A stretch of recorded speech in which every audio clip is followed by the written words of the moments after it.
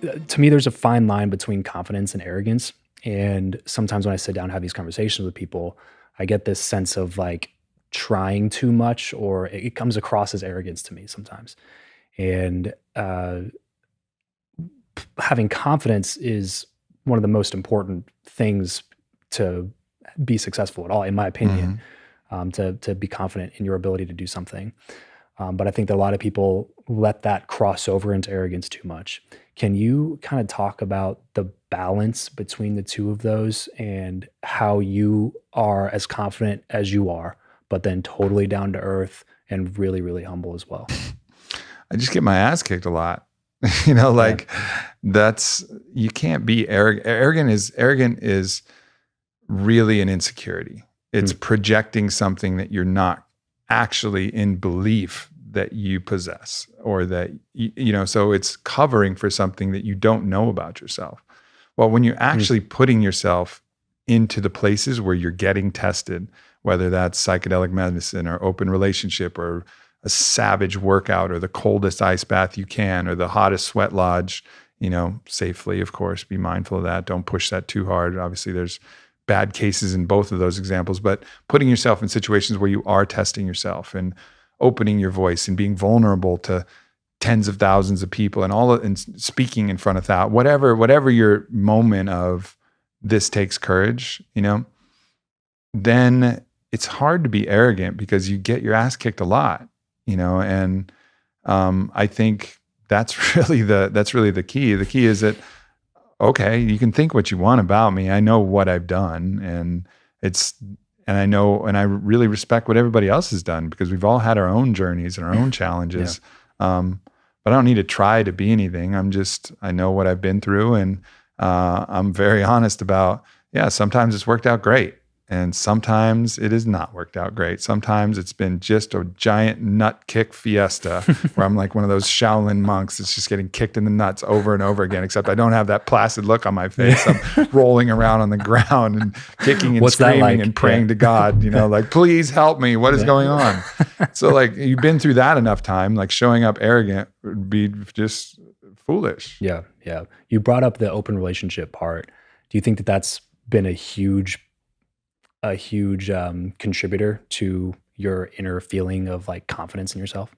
It'd be like, I'd be like asking like, you're really strong. Do you think weightlifting has helped you get strong?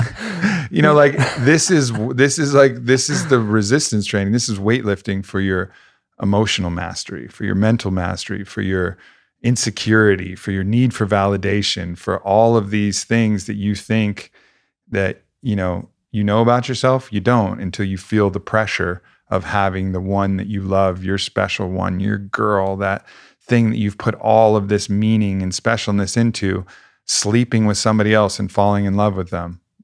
Now you got to deal with some shit. Yeah. Now you have to really confront all of these things. And I'm not saying this is for everybody, just like I'm saying I'm loading 500 on a squat rack, or like half Thor Bjornsson deadlifting 1,000 pounds. Yeah, that'll fucking snap your back. Like, don't just jump into this. Like, don't just jump into a 7-cup ayahuasca session either, like be mindful. Open relationship is extremely challenging, but taken in the context of resistance training for the psyche, there's been nothing that's been more valuable because there's been nothing that's been harder. Like people talk about this year, and I got in this gnarly car accident, split my face in half and whatever, had several hundred sutures, and I was in the it was a freak accident, right? And I look back on 2018 and I was like, oh yeah, that was the easy challenge of the year. Because the hard challenges came from the challenges of my heart that came from the open relationship. And that's where the real value. I certainly learned some things from the accident, and I would certainly count that as a blessing, but the physical pain and the physical healing, it's actually kind of easy compared to the psychic emotional healing that I've had to apply to myself to get through and learn and progress through the open relationship challenge. Do you remember what the catalyst was for that? Because you guys were in a traditional relationship, right? At first, and then you broke up and then changed it. Or like, how did that come about? Was it for like the purpose of growth? No, I wish I could say I knew that well enough. It was for the purpose of just exploration, really. And like understanding that fundamentally I had a desire to meet and exchange energy and experience other people. And sure, sexuality was a component of that. But also just that intimacy that you can get with someone that you're on that level of relationship with. That was something that I craved. And in the traditional monogamous container, I would always find myself being somewhat like, well, I've already kind of expressed all of my magic, everything that I have to really give. And there's more, but you know, when you're with somebody new, then there's this rapid like exchange of information that you're receiving and information that you're providing. And so I really craved that experience, that ability to get in close with somebody and show them my own vulnerability. But I also had, look, I mean, if we're looking at it, you know, I had massive need for validation, and you can get in these patterns where you can suck up all of the validation that someone has to give you because they're yours and you own them and they're already yours and you've already dried that up. It's like when you got that one Bentley in the garage and that Bentley's not making you feel like you're kicking ass again, you go buy a Rolls Royce. And it's like, that makes you feel. So I had some dark expressions that drove me to this. So I don't want to think like this was all noble and all, because it wasn't, you know. But in hindsight, you can see what it actually provided. Like I had no idea really then what I was in for. You know, I thought like, psychologically, philosophically, I understand this. You know, love isn't in scarcity, it's in abundance, and it shouldn't be possessive. And this could be cool. But I didn't realize. But it couldn't have prepared you for the first time. I couldn't have prepared me because I wasn't aware of how much I needed the validation of other people, how much I needed to feel like the man from somebody else, through somebody else's eyes or through their mirror and their reflection. I didn't know that yet until I went through this, and then until my stable source of validation, that thing that I'd sucked up and assimilated into my own body so I could stand and be like, look at me, I got Whitney Miller, Miss United States, she's my girl, blah, blah, blah, until that was threatened. It's like, well, she's my girl, but she's also a lot of other people's girl too. So I guess I can't use that as my sole validation and my understanding of what makes me special. I got to find that elsewhere. I got to find that intrinsically. I got to know who I am and know that that's enough and know that that's worthy without anybody else externally. But I didn't know that shit then. Yeah. But I know it now. And that's part of what I talk about, you know, with this open thing. It's a shitty way to just have sex with more people because it's going to take you through hell. Be like, yeah, you can get toast, but you just have to hold a piece of bread through a burning house.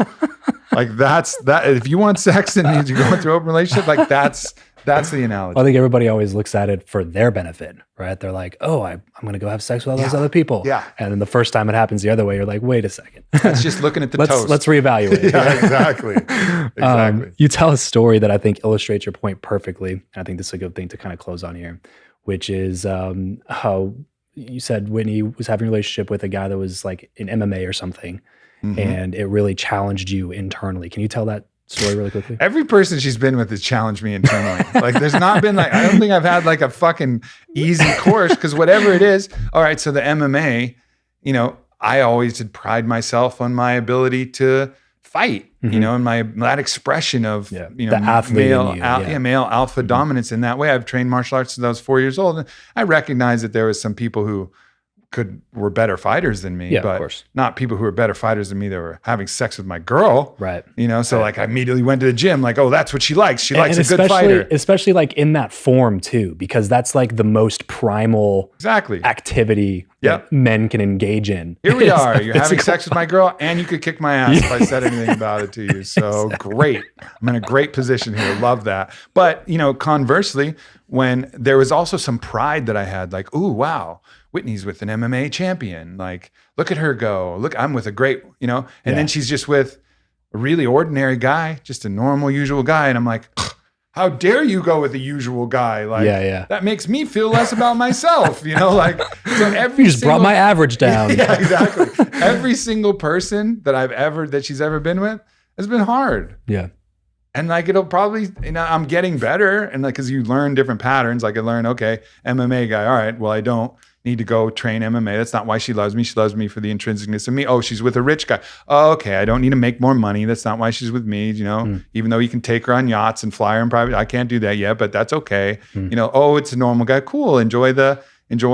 You know, like, oh, it's with this person who has radical freedom and can just party and play all the time. Okay, cool. You know, like I can't do that, but enjoy that. Like Yeah. everything, there's going to be some benefit. That's the fucking point though. You Yeah. know, the point is that you get to experience all this variety of different things. So to get in my position where I can really be her teammate and be rooting for her and be like, yeah, cool. I'm like stoked that you get to experience all these different things. And I hope that you're stoked that I get to experience all these different things.